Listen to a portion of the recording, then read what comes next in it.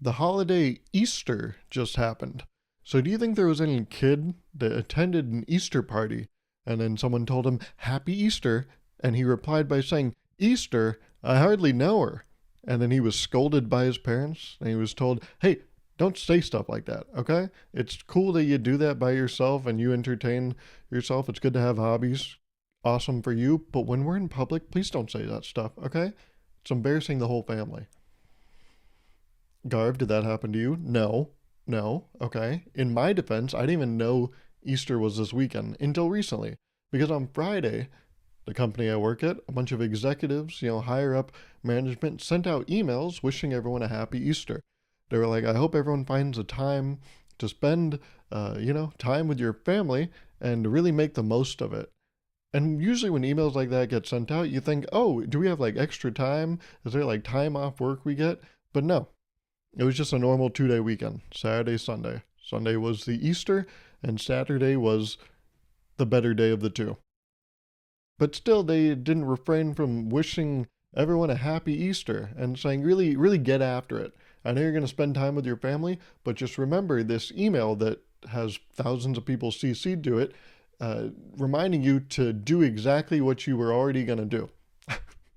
And so that's when I got reminded that, oh yeah, it is Easter this weekend. Nice.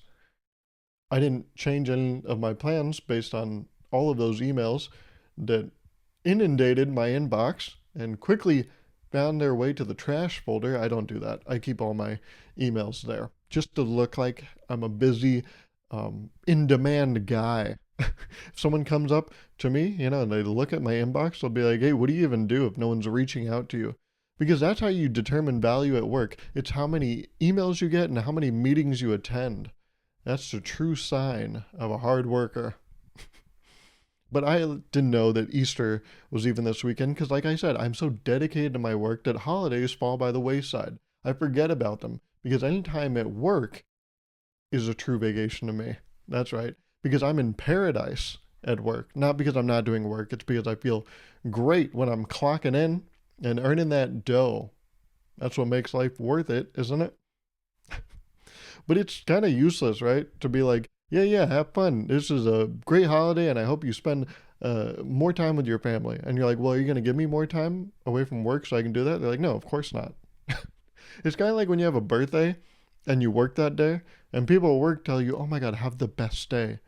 Really make this day all about you. But also, while I have you, can you do this work for me? And you're like, okay, well, now you can't tell me I have a great day and then give me work. Those two things can't exist at the same time. It's kind of like if you go to a restaurant and you're like, can I have a cheeseburger, no cheese? And they're like, well, yeah, no, you can't. I'll do that. Like, I'll enter it as a hamburger, but the thing you asked for, don't say it like that, okay? Because that's not possible. It's now not a cheeseburger. It's now not a good day. You just gave me work. You just took the cheese off. Now it's a completely different thing. So don't put up this false pretense like you want me to have a good day or you want a cheeseburger. If you know deep in your heart, that's not going to happen. Because of the real world. The real world doesn't have cheeseburgers. The real world doesn't have fun birthdays, okay? It has work and it has hamburgers. And don't you ever forget that, okay? I know you're spending all that time with your family, but hopefully you can work in some time to remind yourself what the real world is like, not this fantasy egg hunting land you live in. Easter. I hardly know her, okay? But when I was a kid, I was in Boy Scouts, and there was a kid in my troop, and he would openly advertise, kind of brag about it, how he would go to local Burger Kings and always ask them for a cheeseburger with no cheese, and he was proud of himself. He even told us that he made workers cry. I grew up and I quickly learned that that's not true, right? It's not like he told me that that was not true. I just, gained critical thought and figured no one fucking cried. He advertised it like it was this big thing, like he was tormenting these poor workers. Yeah, I went in there and it cracked their brain in half. They couldn't comprehend what I was telling them. I remember exactly how he would tell us the story. He'd be like, yeah, he didn't even have the you know, cojones to even go in the restaurant. He would go through the drive-through and he would say, hi, can I get one cheeseburger, no cheese? And they'd be like, what? This is how he would tell the story. They'd be like, what? He's like, can I have a cheeseburger, no cheese? They're like, so you want a hamburger? And he's like, no, I want a cheeseburger. I thought I was clear about that, but no cheese. And they're like, yeah, but that's just a hamburger. He's like, no, no, no. If you give me a hamburger, I'm going to be upset. I want a cheeseburger, no cheese. And then according to him, they would bawl at that point. They would break down crying. And as an adult, I realize how ridiculous that is. But as an adult, I also realize how probable that is. Imagine you're working at a Burger King and some shit ass kid, who, by the way, is probably like 10 years old at this point, so he's not going through a drive thru by himself. There's so many holes in this story. And there's no cheese on the burgers. So what's going on, right? But now as an adult, I believe that, yeah, no, that might push you over the edge. There's so much bullshit as an adult. Imagine a little snot-nosed kid coming up being like, can I have a cheeseburger? No cheese. Shut the fuck up. Who brought you here? I know you didn't just end up here. Whoever brought you here, tell them to take you back home. Assuming you have one, right? Are there people out there that house you? They haven't kicked you out yet? I find that hard to believe. But why don't you go run back to them, okay? God. But that's what kids do. They say unfunny shit, and they think it's the funniest thing ever. And I did it too. I'm, guilty of this exact crime that I'm describing. Because when I was younger, there was that song, right? I mean, it still exists, but it came out when I was younger, by the Black Eyed Peas, titled I Got a Feeling. And that song, there's that certain part of it, right? Where it just goes, let's do it, let's do it, let's do it, do it, do it. And then it just keeps saying that over and over again. And I thought that was hilarious. Because when I was younger, in 3rd grade, 8 years old, I learned that doing it means having sex.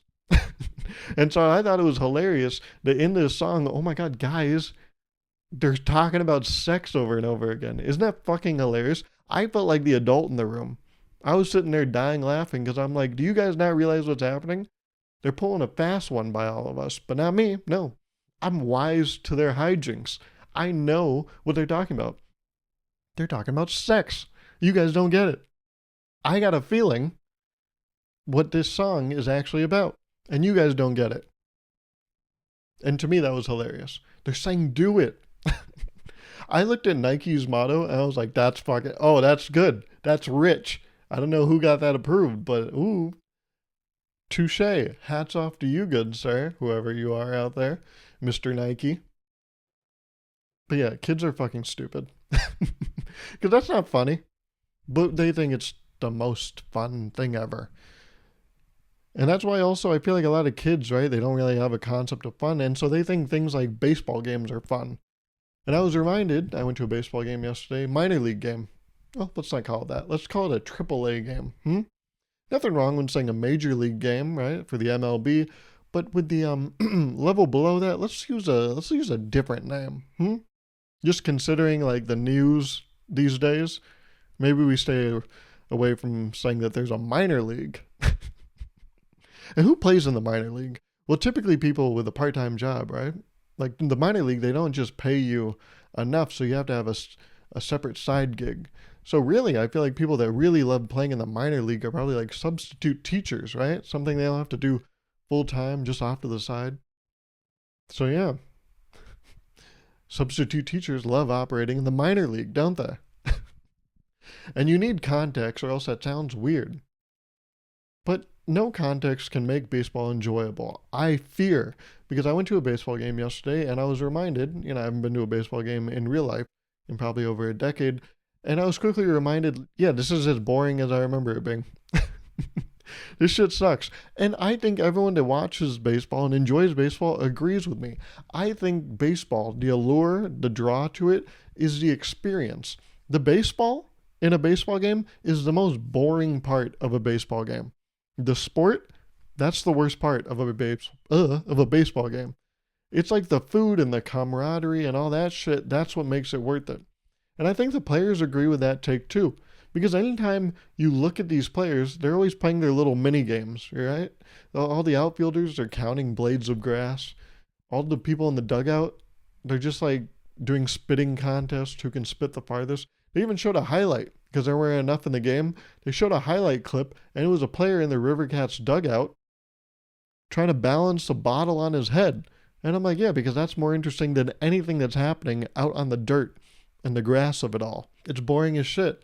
So they got to go outside of the game to make this shit seem interesting. And there were a bunch of kids, we sat in that area that's like in the outfield. There's no seats. It's just a very steep grassy hill known as the lawn.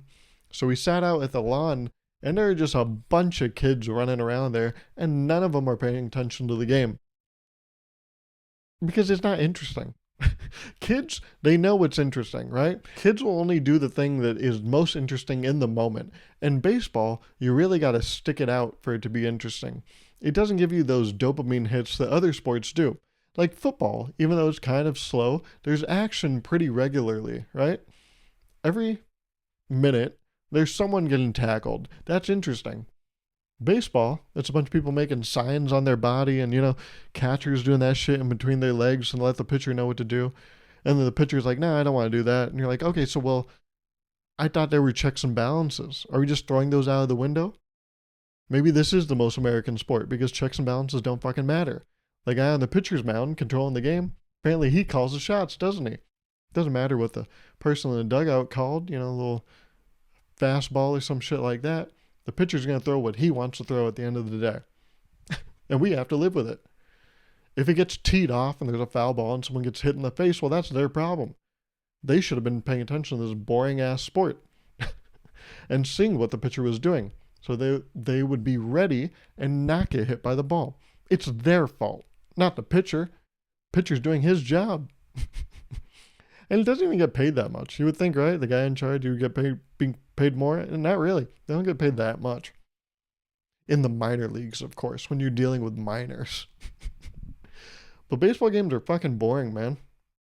Now the kids are paying attention. And I get it. It's not interesting. And what I noticed, actually, is I drew an immediate parallel to something I did when I was growing up, which is called school. Have you guys ever gone to school? You're listening to this, so probably not. But no, when I was in school, we all did it, right? It was like an 80-minute, in high school, I think it was like an 80-minute period. And immediately when you get in the classroom, right, after that 3 to 6 minute passing period, which is not enough time. But as you immediately start a period, you start the countdown. 80-minute period, a minute in, you're going, all right, 79 minutes left. And that's what I was doing at the baseball game. They were pitching, batting, doing all the shit, fielding grounders, catching fly balls, all that shit, spitting sunflower seed shells. And I was out there in the lawn being like, all right, half an inning down, 8.5 more to go. And if they're, it's a home game, if they're up by the ninth inning, then we don't have to watch another half inning. And I treated baseball like I treated school. I was like, how soon can I get out of here? Because this shit is boring. Sometimes it's interesting, right? Sometimes a teacher will get a call from their divorce lawyer and then you can see them break down and you're like, oh, that's different than what I thought was going to happen today. I thought I was going to learn long division, but now I'm just seeing the realities of the world. That person, yeah, they're at their job, but they're having to deal with a very real world thing, but they can't deal with it because they're at work. And so, yeah, they're breaking down. And that's why people at Burger King would cry if you asked them for a cheeseburger, no cheese. Because they're trying to deal with the weight of the world. While some fucking kid is like, I'm going to make this miserable for you. I've never understood that. How do adults just go about their day? When I was a kid, I know you only have the kid's perspective, but like, so many things kids did must have pissed adults off. And you look at those adults and you're like, oh wow, they really can't keep their cool. But now I've grown up a little bit and I'm like, how are more adults not losing their shit? I think the world is actually far too calm given the circumstances. I think too many people are actually doing kind of fine. Well, no one's doing fine, but I think a lot of people are putting on a good show, which doesn't make sense because not a lot of people are great actors, right? That's why some of them still make their way into Hollywood and you're like, what? Kal-El, I return the stone, or whatever that line is, But I don't get, how more adults haven't lost their shit. Because some do, right? You see the videos online, Karens and Kevins or Kens, whatever the fuck they gave the male version.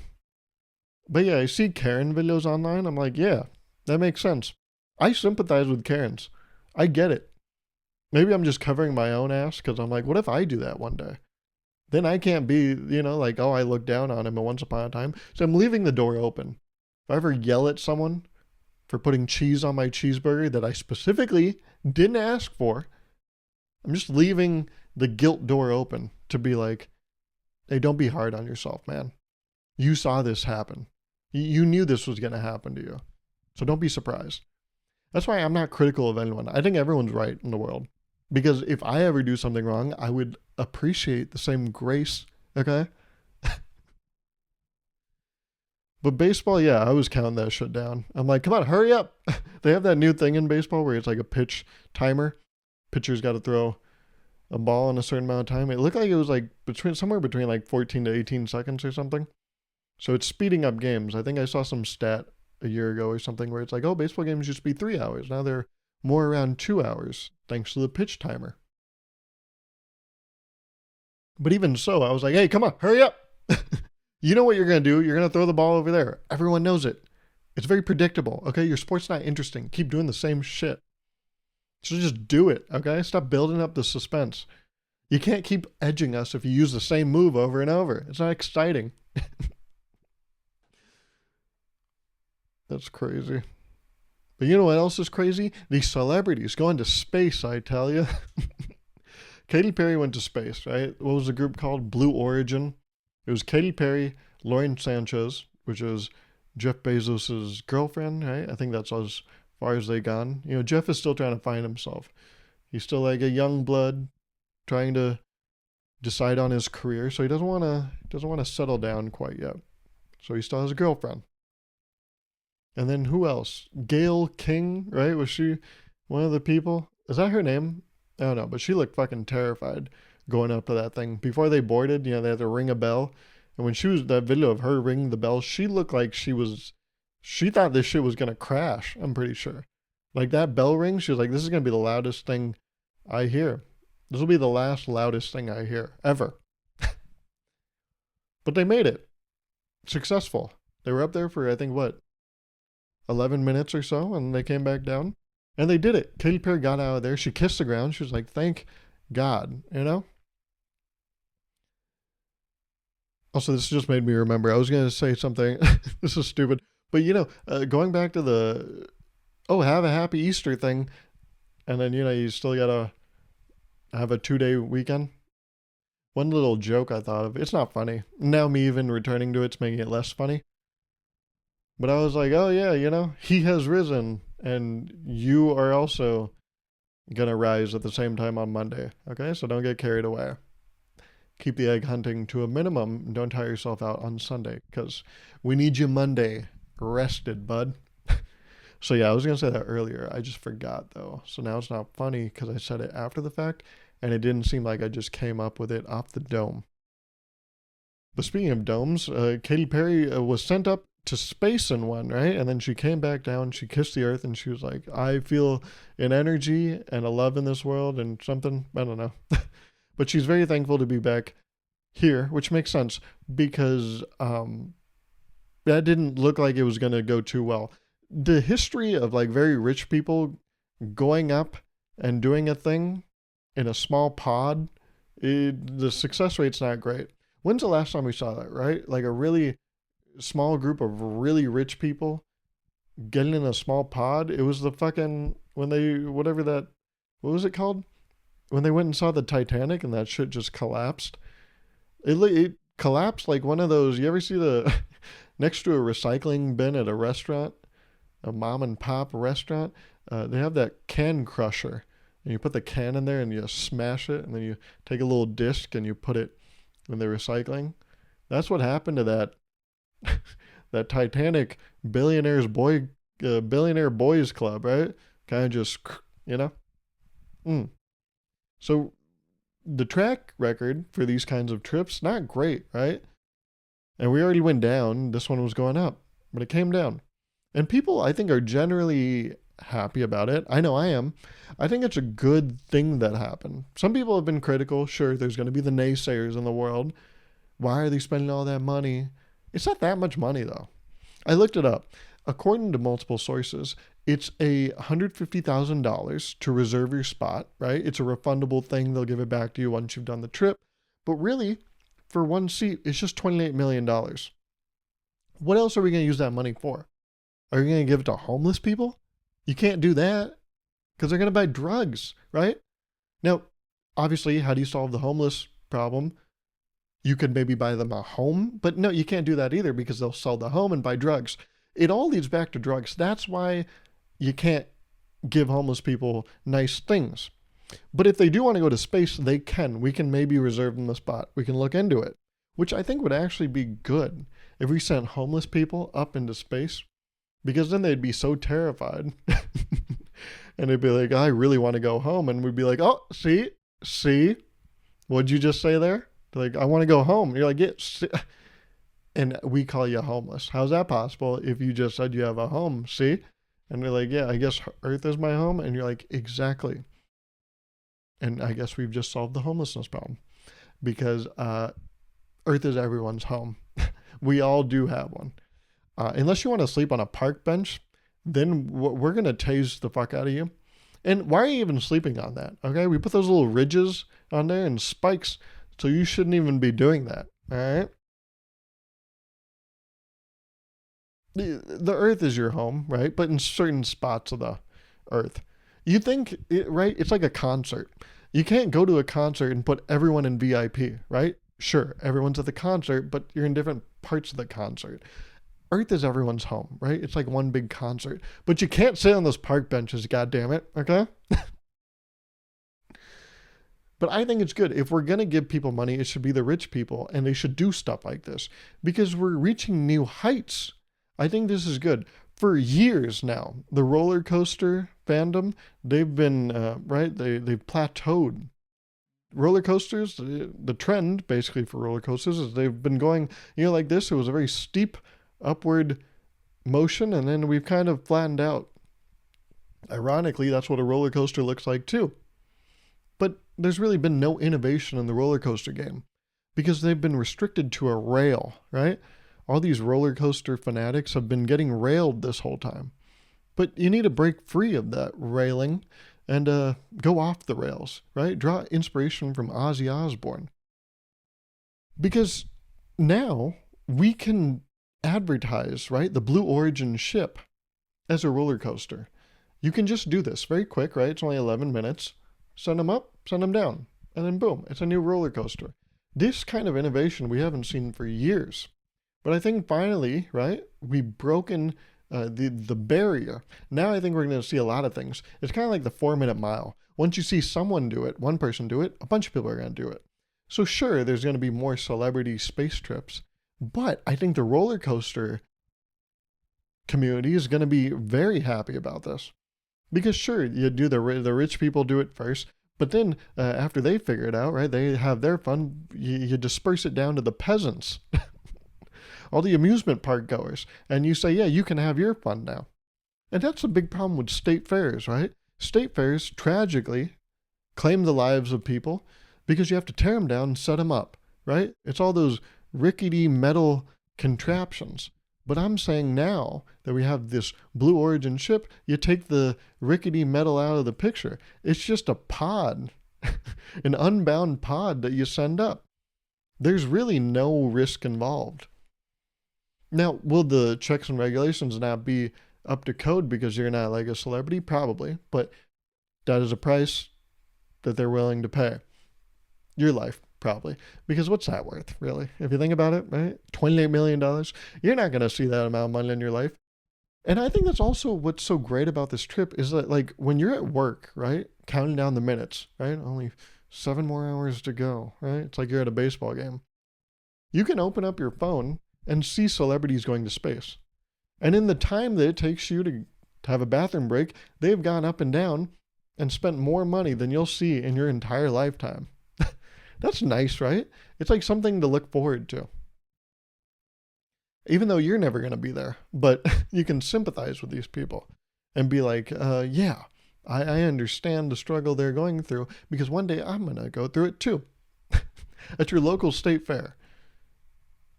So yeah, I think it's great. I think it's really going to revolutionize like roller coasters. and change the game, really.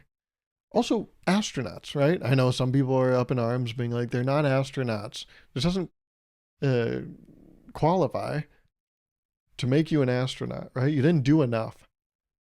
But I think it's fine because this is actually opening up the opportunity for future astronauts. What's the big argument, right? If a kid wants to be an astronaut nowadays, what do the parents always say? They're like, are you sure? It's so much work. It's so much schooling. It's so much you have to do. You have to be very intelligent. It's so much hard work. It's a grueling process, right? This conditioning you have to do. Are you sure you want to do it? This usually leads a lot of kids to be like, maybe I don't want to do that. Maybe I'll be a business major and then search for jobs that don't use my major for anything for the rest of my life. But now kids can be astronauts because if a parent tries to, play this same game, are you sure you want to be an astronaut? It's so much hard work. There's so much prep involved. You have to really dedicate your life to this. They can be like, well, no, Katy Perry did it, so I can do it too. And then boom. Everything a parent could say, it's a moot point. You're invalidated immediately. Because yeah, Katy Perry, she didn't even think about doing this until probably like a few months ago, right? And then she just did it. So now this argument that, going to space, it's a big deal. You got to actually be like intelligent and probably have like a PhD in physics and some kind of like engineering or some shit and do like a bunch of conditioning so your body can sustain those G-forces and whatnot. Fuck that shit. No, fuck you. You're not impressive, Neil Armstrong. So I think it's ultimately a good for the world. I think another great thing for the world is celebrity podcasts. I'm on a big like celebrity kick right now, I think that's what we should look forward to in life. And one celebrity podcast that popped up recently for me was apparently Khloe Kardashian interviewed Dana White, right? Is that the UFC commissioner or whatever, the leader of the UFC? And I just wonder who's listening to this stuff. And then I was like, oh, in theory, it's probably like other celebrities. And I was like, no, celebrities aren't listening to celebrity podcasts because they don't give a fuck. They just do their thing and they're like, yeah, whatever. The only time they'd listen to another celebrity's podcast is if they were starting their own. And they were like, well, what can I take from them? Okay, I'm going to use the same like pastel colors. And then I'm just going to ask the same like vapid questions to other rich people. And who are the rich people that usually go on these podcasts? Ooh, it's people that are a little questionable, but they're still trying to get their name out there. I think I'll have them on my show now. That's the only time celebrities listen to other celebrity podcasts. It's so they can get inspiration. And then they'll invite those source material celebrities on their podcast and be like, I just love what you're doing over there. I drew a lot of inspiration from you for this. And they're like, really? Oh my God. And I'm glad we're able to collaborate now. It's really just like a full circle moment. And then in about like 4 months when they realize, I don't want to do this shit, they're going to stop. But it's good that these things exist because I think they should. I don't think celebrities have enough of a voice. And that's why I think sending them to space, having them have these podcasts where they get to talk to other celebrities, I think it's like a really good thing for the world. But I do genuinely wonder, are like regular people listening? Like, is your fucking coworker that's wishing you a happy Easter, are they listening to the Khloe Kardashian podcast? I can't imagine that being possible. I don't even think I don't think Dana White's even going to listen to his episode. He'll probably go to his friends and be like, yeah, I did a podcast. I think it was like fucking Kourtney Kardashian. I don't know. It was one of them. One of the K names. They're like, Dana, they all have K names. He's like, oh. You think that was intentional? They're like, I don't know. Yeah. You should talk about that on your podcast. See, we should make a podcast. Why is it that celebrity podcasts also, it's always the celebrity. A lot of sports podcasts also, this is the way they go. It's always like the athlete. It's always a celebrity. And then it's like a random friend. I'm like, how do you get that gig? That seems awesome. You just get to sit there and be like, yeah, this celebrity, they're very actually grounded. You just get to tell their guests how awesome this celebrity is. And then you get to throw in fun tidbits about like they were being difficult one time. And you can just kind of like poke fun and do it in like a light way. But deep down, you were like, I wanted to kill them that one time. That one time they made me drive 90 miles to get a very specific snack for them. I wanted to murder them. But I'm going to phrase this as we have our fun, you know? We have a good dynamic, don't we? What's not a good dynamic if it's not two lads ribbing each other? And by ribbing each other, it's by getting you expensive treats and still getting yelled at. Because apparently I was late to the shoot. Now I want to shoot myself in the head, okay? But yeah, I don't fucking know. Dude, why do people listen to celebrity podcasts? People listen to this because they can see their own misery in me too. So then we relate on that, right? But what the fuck are people relating to Khloe Kardashian? Anyways. Thank you for listening to this podcast. Thank you for support last week. Also, I know I was dying last week, but you still listened, you tuned in, and I appreciate that.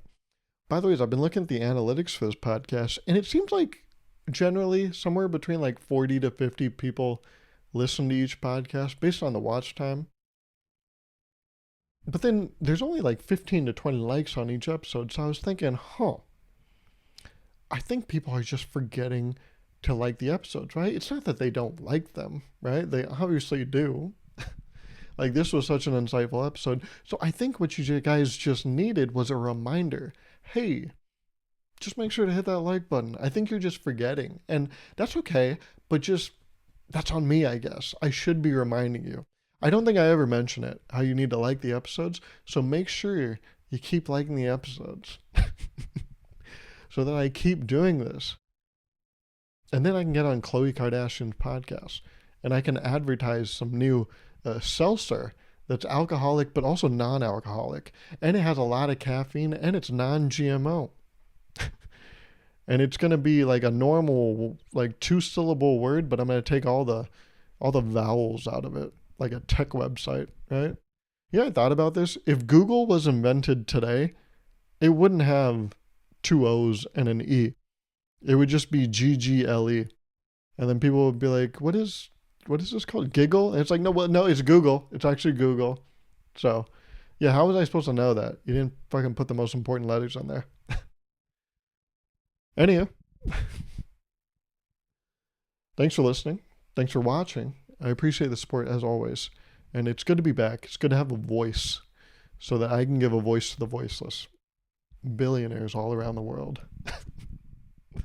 But yeah. Thanks as always. I'll talk to you next week. Okay?